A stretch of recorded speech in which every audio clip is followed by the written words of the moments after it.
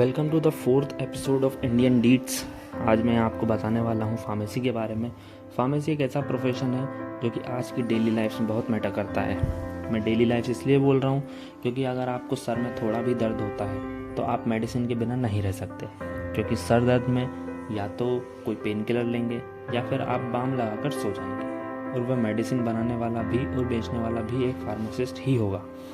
और जब से कोविड क्राइसिस हुआ है, फार्मेसी की इम्पोर्टेंस और भी बढ़ जाती है। फार्मेसी अपने साथ एक वास्ट स्कोप लेकर आता है, लेकिन फिर भी कई सारे लोग कंफ्यूज रहते हैं कि फार्मेसी होती क्या है, या फिर फार्मेसी करने के बाद स्कोप क्या है, और सबसे इम्पोर्टेंट पैसा कितना है। अधिकतर फार्मेसी वही लोग करते हैं जो डॉक्टर नहीं बन पाते, लेकिन मैं आपको ये बताना चाहता हूँ कि फार्मेसी में बहुत वास्ट स्कोप एंड फ्यूचर है, बस कमी है तो सही नॉलेज की। तो जो सबसे पहला कॉमन स्कोप है वो है फार्मास्यूटिकल इंडस्ट्रीज़। इंडिया में लगभग 10,000 से भी ज़्यादा फार्मास्यूटिकल इंडस्ट्रीज़ होंगी, जिनकी सबसे कॉमन दो फील्ड्स में आप अपना करियर बना सकते हैं, मार्केटिंग और इंडस्ट्रीज़।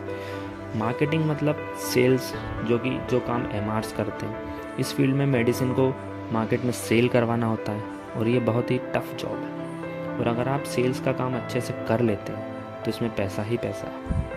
इंडस्ट्रीज़ मतलब नॉलेज, इसमें आपको मेडिसिन मैन्युफैक्चरिंग का काम करना पड़ता है। इंडस्ट्रीज़ में कैसा काम और कितने डिपार्टमेंट्स होते हैं, इसके लिए आपको मेरी पिछली वीडियोस देखनी होगी, उसमें मैंने इसके बारे में डिटेल में बताया है।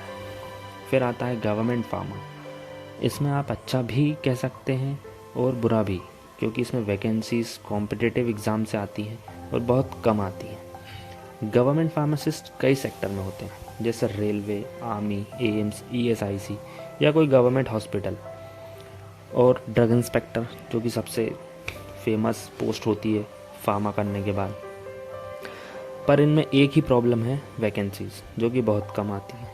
नेशनल हेल्थ मिशन के थ्रू भी आप गवर्नमेंट जॉब मिल सकती है, लेकिन बस चाहिए तो वैकेंसी। हॉस्पिटल फार्मासिस्ट भी वही होते हैं जो हॉस्पिटल में अपॉइंट होते हैं, गवर्नमेंट हॉस्पिटल हो या प्राइवेट हॉस्पिटल, दोनों में हॉस्पिटल फार्मासिस्ट का स्कोप होता है। और जो हॉस्पिटल में मेडिकल शॉप होती है उसमें भी फार्मासिस्ट ही अपॉइंट होता है।